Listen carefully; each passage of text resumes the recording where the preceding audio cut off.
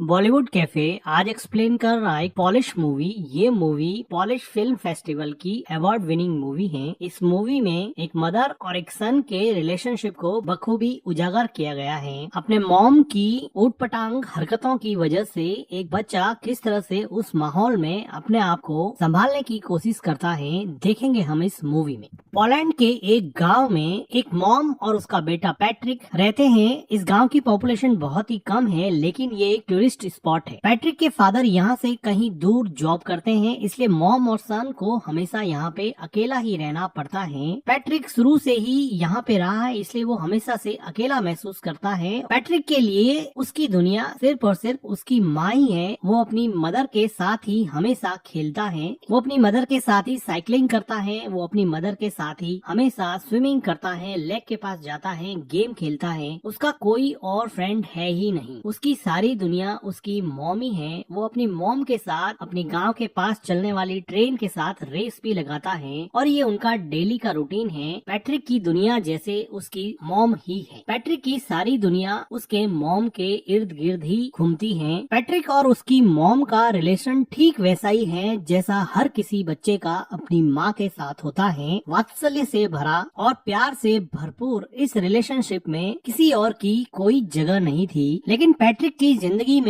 खलबली तब मच गई जब इस गांव में आसपास के सभी लोग समर वेकेशन की वजह से अपने बच्चों को लेकर पिकनिक मनाने आने लगे और अपना समर वेकेशन व्यतीत करने के लिए यहाँ पे रुकने लगे। पैट्रिक तो किसी से भी क्लोज यहाँ पे हो ही नहीं पाया, क्योंकि वो शुरू से ही अकेला रहा था। उसको किसी से फ्रेंडशिप करने में भी बहुत प्रॉब्लम होती है। लेकिन वो देखता है कि उसकी माँ अब रात को रोज घर से बाहर जाने लगी हैं। पैट्रिक ने शुरुआत में इन सब चीजों से कोई रिएक्ट नहीं किया। पैट्रिक की मॉम को रोज शाम को एक कॉल आता और वो पैट्रिक को घर में अकेला छोड़ के ही चली जाती। पैट्रिक काफी देर तक इंतजार करता। कभी उसकी मॉम रात को घर लौटती नहीं थी और कभी देर रात को लौटती थी। वो थोड़ा सा टाइम पैट्रिक के साथ स्पेंड करती थी, लेकिन पैट्रिक को कल का बहाना देकर कि कल मैं तुम्हारे साथ पूरा दिन व्यतीत करूंगी और पैट्रिक को अकेला छोड़ देती। धीरे धीरे पैट्रिक अकेलेपन की वजह से एंजाइटी और डिप्रेशन का शिकार होने लगा। वो अपने अकेलेपन से कोप अप नहीं कर पा रहा था, क्योंकि उसके कोई फ्रेंड भी नहीं थे। अगले दिन वो देखता है कि उसके पड़ोस में कोई नई लड़की आई है जो शायद अपना समर वेकेशन यहाँ बिताने के लिए पास में रहने लगी है। पैट्रिक उस लड़की से दोस्ती करने की कोशिश करता है, लेकिन टिपिकल टीनेजर की तरह वो लड़की उसको कोई रेस्पॉन्स नहीं देती है। अगले दिन पैट्रिक की मॉम जब फिर से घर के बाहर जाने लगती है तो पैट्रिक को बहुत बुरा लगता है और वो अपनी मॉम के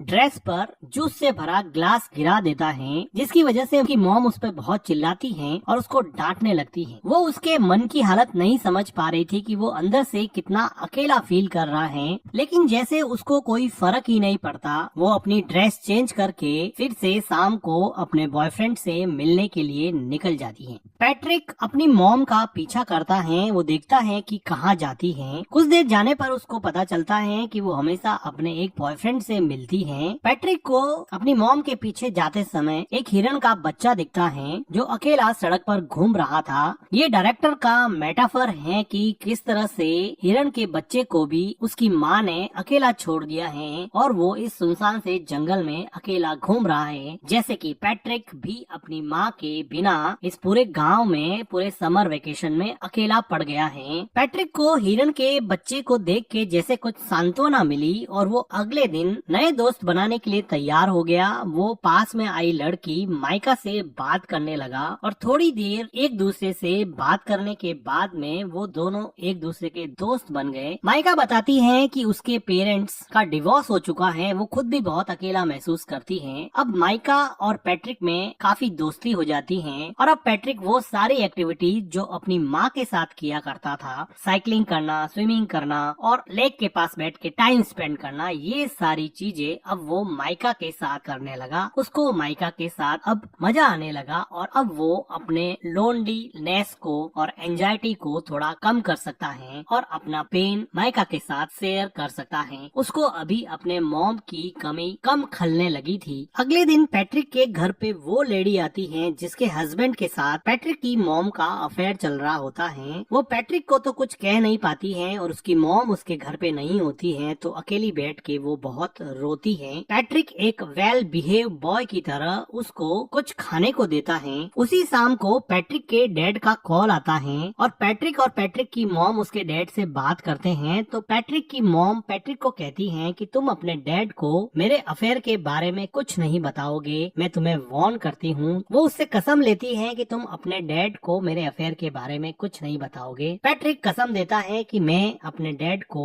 आपके अफेयर के बारे में कुछ नहीं बताऊंगा। पैट्रिक को लगा कि ये बात मानने से उसकी मॉम उसके साथ ज्यादा टाइम स्पेंड करेगी, लेकिन उसकी मॉम को कोई फर्क नहीं पड़ने वाला था। पैट्रिक अब इतना परेशान हो चुका था कि वो मेन डोर की कीज भी छुपाने लगा। वो अपनी मॉम को जाने से रोकने लगा, लेकिन उसकी मॉम उसको मार के उससे लड़ झगड़ के भी अपने बॉयफ्रेंड से मिलने जाती थी। पैट्रिक चाहे अकेला बैठ के कितना भी परेशान हो, उसको जैसे कोई फर्क ही नहीं पड़ता। पैट्रिक के लिए अब एकमात्र सहारा उसकी नई नई दोस्त माइका थी, जिसके साथ वो काफी टाइम स्पेंड किया करता था और यहाँ के पिकनिक स्पॉट लेक में स्विम करता और वहाँ पर गेम खेलता। लेकिन उसकी ये खुशी ज्यादा दिन चलने वाली नहीं थी, क्योंकि माइका को यहाँ पर एक उनकी उम्र से काफी बड़ा लड़का परेशान कर रहा था। ऐसा लग रहा था कि माइका इस लड़के से बहुत डरती है। पैट्रिक इतना छोटा था कि इस गैंग से माइका को बचाने के लिए वो कुछ भी नहीं कर पाया, लेकिन उसको मन ही मन बहुत हर्ट हुआ, क्योंकि वो लड़का माइका को वार्न कर रहा था कि तुम इस लड़के से नहीं मिलोगी, तुम सिर्फ मेरे से ही मिलोगी। उसी रात को पैट्रिक अपनी मॉम का जब पीछा कर रहा था तो वो देखता है कि माइका और वो बड़ा लड़का एक दूसरे के साथ काफी टाइम स्पेंड कर रहे हैं, जिसको देखकर पैट्रिक को लगा कि अब उसकी जिंदगी वापस से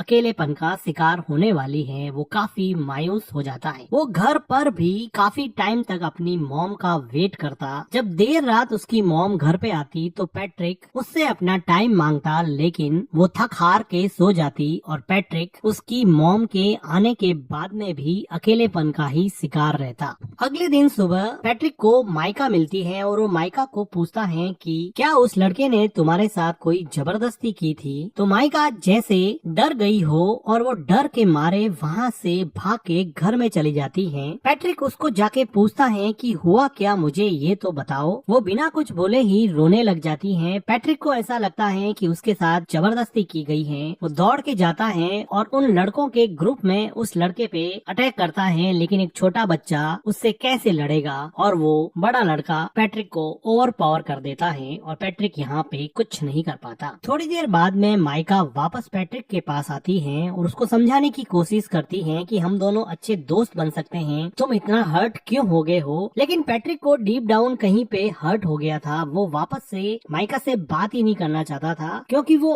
ऑलरेडी अपनी मॉम से बहुत ज्यादा हर्ट था और जब माइका ने भी उसे हर्ट किया तो वो इमोशनली वायलेंट हो गया और वो अपने इमोशन को कंट्रोल नहीं कर पा रहा था। अपने गुस्से को, अपने फ्रस्ट्रेशन को माइका के ऊपर निकाल दिया और माइका को उल्टा सीधा बोला, जिसकी वजह से अब माइका को वापस हर्ट हुआ और अब माइका वहाँ से चली जाती है। पैट्रिक को बिल्कुल समझ में नहीं आ रहा था, क्योंकि वो छोटा सा बच्चा था। उसको समझ नहीं आ रहा था कि इन सब सिचुएशन से कैसे निकले। उसकी मॉम उसको बिल्कुल भी सपोर्ट नहीं करती थी, ना उसको गाइड करती थी। उसके आसपास कोई भी पेरेंटल गाइडेंस नहीं होने की वजह से वो अपनी ही दुनिया में जो उसको समझ में आता वो करता जाता और उसके अंदर अनस्पोकन इमोशंस का एक ऐसा गुब्बार बना, जिसकी वजह से वो बुरी तरह से फ्रस्ट्रेट हो गया। उसी रात को पैट्रिक की माँ घर पे रोती हुई आती है। ऐसा लग रहा था कि उसके बॉयफ्रेंड के साथ उसका झगड़ा हुआ है या फिर ब्रेकअप हो गया है। पैट्रिक की मॉम काफी दिनों तक उदास रहती है, लेकिन पैट्रिक अपनी मॉम को अपने पास में देख के काफी खुश रहने लगा है। वो अपनी मॉम की काफी केयर करता है। एक रात अचानक उसके डैड वापस लौट आते हैं और दोनों के लिए बहुत सारे गिफ्ट लाते हैं। पैट्रिक को अब लगा कि अब उसका समर वेकेशन बहुत अच्छे से निकलेगा, क्योंकि उसके डैड ने उसे प्रॉमिस किया था कि मैं समर वेकेशन तुम्हारा साथ में बिताऊंगा। अब एक अच्छी फैमिली की तरह खूब अच्छा टाइम स्पेंड करते हैं और पैट्रिक अपने मॉम और डैड को एक साथ देख के बहुत खुश होता है और उसका लोनलीनेस जैसे धीरे धीरे गायब होने लगा था। उसकी एंजाइटी कम होने लगी थी। तो एक रात पैट्रिक के डैड चेस खेलते हुए उससे पूछते हैं कि क्या तुम्हारी मॉम मेरे जाने के बाद में किसी से मिलती थी या रात को लेट आती थी। लेकिन पैट्रिक ने अपनी मॉम को प्रॉमिस किया था कि वो उसका राज किसी को नहीं बताएगा, इसलिए वो अपने डैड को अपनी मॉम के अफेयर के बारे में कुछ नहीं बताता है, लेकिन उसके डैड को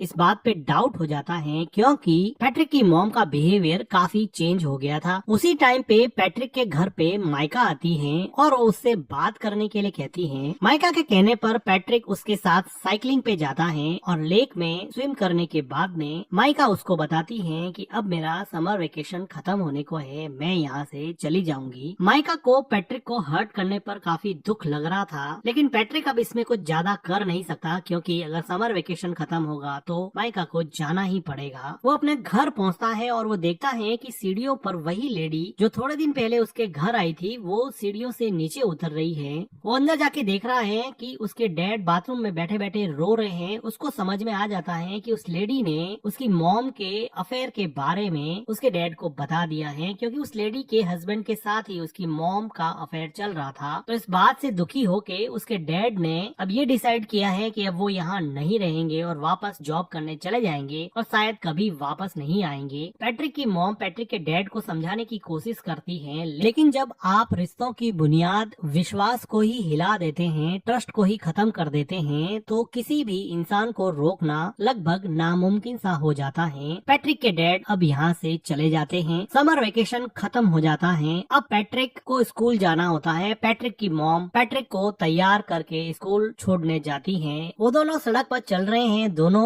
एक दूसरे से बात भी नहीं कर रहे हैं। पैट्रिक को अपनी मॉम पे बहुत गुस्सा है क्योंकि उसकी मॉम की वजह से उसके डैड उसको छोड़ के चले गए। उसके सेल्फिश बिहेवियर की वजह से वो किसी से घुल मिल नहीं पाया। वो मेंटली इतना ब्लॉक हो गया कि दूसरे बच्चों से बात भी नहीं कर पाता था और ना ही उसको अपनी मॉम का प्यार मिलता। अब वो रेलवे ट्रैक को क्रॉस करने वाले हैं। उसकी मॉम आगे जा रही है, बच्चा पीछे छूट जाता है, जो कि डायरेक्टर का मेटाफर है कि आप अपनी जिंदगी में आगे बढ़ रहे हो और बच्चों को आपने पीछे छोड़ दिया है। और इन दोनों के बीच में न जाने कौन सा इमोशनल आउटबर्स्ट रूपी ट्रेन आके आपके सपनों को, आपके अपनों को कब कुचल दे पता नहीं चलेगा। उसकी मॉम पीछे मुड़ के देखती है कि पैट्रिक पीछे रह गया है। वो ट्रेन को देख के डर जाती है, रोने लगती है कि उसके बच्चे का क्या होगा। अचानक से ये मोमेंट उसको रियलाइज कराता है कि उसकी जिंदगी में कौन इम्पोर्टेंट है, उसकी जिंदगी का अहम हिस्सा कौन है। वो आदमी जिसको वो रोज मिलने जाती है, या फिर वो हस्बैंड और उसका बेटा जो हमेशा उसके साथ थे, साथ खड़े थे। वो खूब रोती है। उसको रियलाइज होता है कि शायद उसकी जिंदगी का ट्रैक अब उसे चेंज करना पड़ेगा। और इसी के साथ ये मूवी एंड हो जाती है। मूवी का एक्सप्लेनेशन अगर आपको अच्छा लगा हो तो वीडियो को लाइक कीजिए, हमारे चैनल को सब्सक्राइब कीजिए and thank you for watching.